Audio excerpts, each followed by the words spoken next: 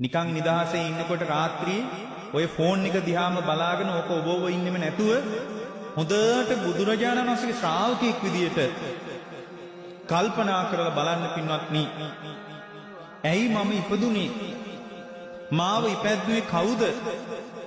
මාව ඉපැද්දවපු හේතු මොනවද කියලා බලනකොට පින්වත්නි බුදුරජාණන් වහන්සේගේ ධර්මයමයි පේන්නේ.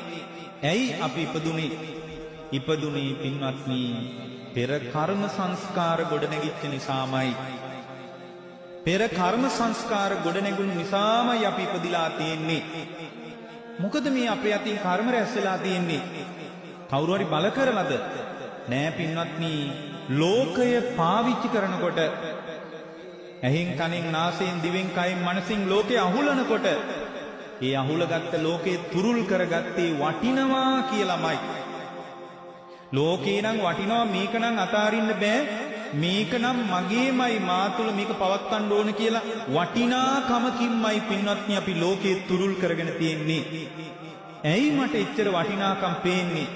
බලන්න පින්වත්නි, සාමාන්‍ය මිනිස්සෙකුට වටිනාකම පේන්නේ නැති, වටිනාකම පේනකොට භික්ෂුවකට වටිනාකම එච්චර පේන්නේ නැහැ. භික්ෂුවකට වටිනාකම පේන්නේ නැහැ. අපි බයයි ලෝකේ වටිනාකම අයින් වුණොත්, අපිට හරි බයක් තියෙනවා ලෝකේ වටිනාකම අයින් වුණොත් ජීවිතේ අභියෝගයට ලක් වෙයි කියලා අපිට බයක් තියෙනවා. පින්වත්නි, වටිනාකම නොපෙනෙන තරමට ජීවිතේ සැහැල්ලු වෙනවා. වටිනාකම පේන ප්‍රමාණය වැඩි වෙන්න පින්වත්නි ඒ ශ්‍රාවකයා තුළ අභ්‍යන්තරික පීඩාව හරිම වැඩි. අද මිනිස්සු පීඩාවෙන් ඉන්නේ.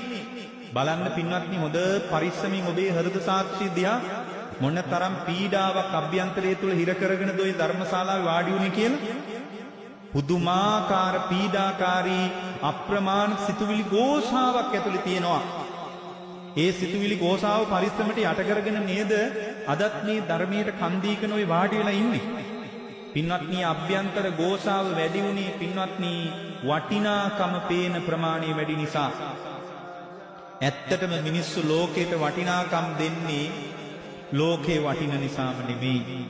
ලෝකේ වටිනවා කියලා යාට සිතුවිලි ගලන නිසා. ලෝකේ වටිනාකම් තියෙන නිසාම නෙමෙයි මිනිස්සු ලෝකේ දිහා හැරිලා බලන්නේ. ලෝකේ වටිනාකම් තියනවා නම් ඇයි සමහර අය ඒවට වටිනාකම දෙන්නේ නැත්තේ?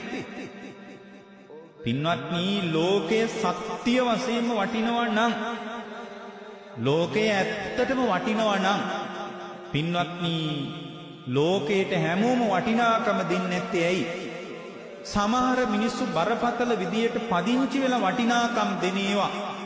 සමහර මිනිස්සු තඹ දොයිතුවක් අගේ කරනවාද? වටිනාකම් දෙනවාද? ඇයි අපි ලෝකයට වටිනාකම් දෙන්නේ?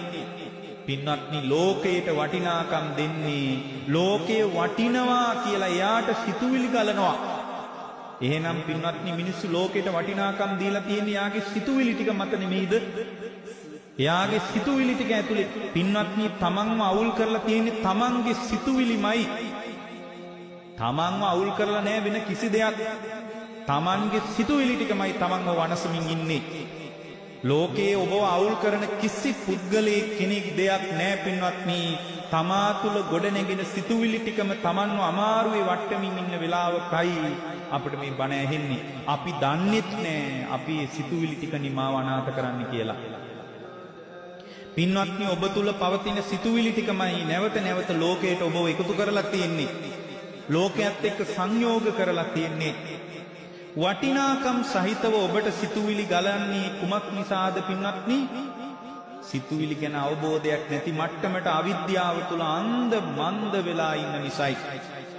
මෙන්න මේ විදියට බලනකොට පින්වත්නි Tamanගේ අභ්‍යන්තරය තුල මොකද්ද මේ වෙලා තියෙන්නේ කියලා පැහැදිලිව පේන්න ගන්නවා.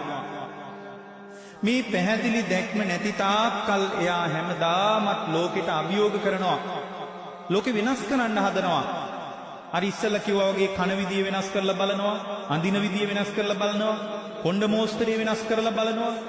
බලන්නකෝ අද දක්වාම මිනිස්සු මෙච්චර වෙනස් වෙලා තියෙන්නේ එයාට එයාගේ සිතුවිලි වල ව්‍යාකූලත්වය අඳුන ගන්න බැරි වෙච්ච නිසා. බලන්නකෝ භික්ෂුව එදා 2600කට එහා පැත්තේදී අපගේ භාග්‍යවතුන් වහන්සේ ශ්‍රමණ සාරුප්පියකට අදාළ යම්තා ආචාර ධර්ම පෙන්වාද අදත් ඒ විදියමයි. මේ සිවුරේ කඩ ප්‍රමාණී පවා අදත් එමයයි. ඕගොල්ලන්ගේ කතාව දිහා බලන්න. ඕගොල්ලෝ කොයිතරම් මෝස්තර වලට වෙනස් වෙලාද? ඕගොල්ලන්ගේ කොණ්ඩ මෝස්තර කොච්චර වෙනස් වෙලාද? ඇඳුම් පැළඳුම් වෙනස් වෙලාද? කතා කරන විලාසිතාව කොච්චර වෙනස් වෙලාද? හැරිලා බලන විදිය කොච්චර වෙනස් වෙලාද? පින්වත්නි ඕගොල්ලෝ ගොඩාක් වෙනස් වෙලා. ඇයි එහෙම වෙලා තියෙන්නේ? ඕගොල්ලන්ට හිතෙනවා වෙනස් වුණාම ආස්වාදයක් ලැබෙයි කියලා. නමුත් පින්වත්නි වෙනස් වෙච්ච එක මිනිස්සෙක්වත් සන්තුෂ්ටි කර ජීවිතයක් ඇතුලේ බැහැගෙන නැහැ. ඉස්සරහටත් බැහැගන්නේ නැහැ. ලෝකේ සිතුවිලි වෙනස් කරපු තැනක තමයි සදාතනික ශාන්තියක් තියෙන්නේ. සිතුවිලි වෙනස් කරනවා කියන්නේ සිතුවිලි වලට අභියෝග කරනවා නොව සිතුවිලි ඇති වෙන නැති වෙන රටාව අවබෝධ කරගන්න එක විතරයි අපි කරන්නේ. සිතුවිලි පාලනය කරන්න යන්නේ අපි. පින්වත්නි මේ සිතත් සිතුවිලි කොහොම පාලනය කරන්නද? පරණ හේතුඵල වලින් හැදිච්ච මේ සිත පරණ හේතුඵල සහිතව මේ හිතට ගලාගෙන එන සිතුවිලි පින්වත්නි ඔබයි මායි කොහොම වෙනස් කරන්නද? ඒක අපිට කරන්න බෑ. හැබැයි අපට එක දෙයක් කරන්න පුළුවන්. එකම එක දෙයක් කරන්න පුළුවන්. ඒ තමයි පින්වත්නි සිතුවිලි වල හැඩය අඳුන ගන්න පුළුවන්. සිතුවිලි ඇති වෙලා නැති වෙලා යන විදිය දකින්න පුළුවන්. සිතුවිලි ඇති වෙලා නැති වෙලා යන්නේ කුමක් මිනිසද කුමක් නිසා සිතුවිලි හට ගන්නවද කියලා බුදුරජාණන් වහන්සේ වදාළ රටාවට තේරුම් ගන්න පුළුවන්. එහෙම තේරුම් ගන්නකොට මොකද්ද පින්වත්නි වෙන්නේ? සිතුවිලි වලට වටිනාකම ගිහින් ඒවා යථාර්ථයක් බවට මේ මහ පොළොවේක යථාර්ථයක් බවට පත් කරගන්න කියලා එයා සිතින් කයින් වචනෙන් වැඩ කරන එක නවත්තනකොට එයා තුල ගොඩනැගෙන කර්මයේ නිරුද්ධ වෙන්න පටන් ගන්නවා. ඒ කර්මයේ නිරුද්ධ වෙනකොට පින්වත්නි කර්මය තුලින් තමයි ඔයාලට මේ තුන් භවයේ වටේටම කරක් ගහන්න පුළුවන් වෙලා තියෙන්නේ. පින්වත්නි ඕගොල්ලෝ තුල රැස්වෙච්ච කර්මයමයි පුනර්භවයේ හදලා තියෙන්නේ. ඒ බඳු ආකාරයට කර්මයේ නිරුද්ධ වෙනකොට පින්වත්නි පුනර්භවය නිරුද්ධ වෙන්න ගන්නවා. පුනර්භවය නිරුද්ධ වෙනකොට පින්වත්නි මේ ජරා මරණ ශෝක පරිදේව දුක්ඛ දෝමනස් උපායාස වලින් වැටකන මහා පීඩාකාරී ഘോഷාකාරී කතාව නිමා වෙන්න පටන් ගන්නවා. අන්නේ නිමා වෙනුවෙන් අපි මඟ බලන්න ඕන.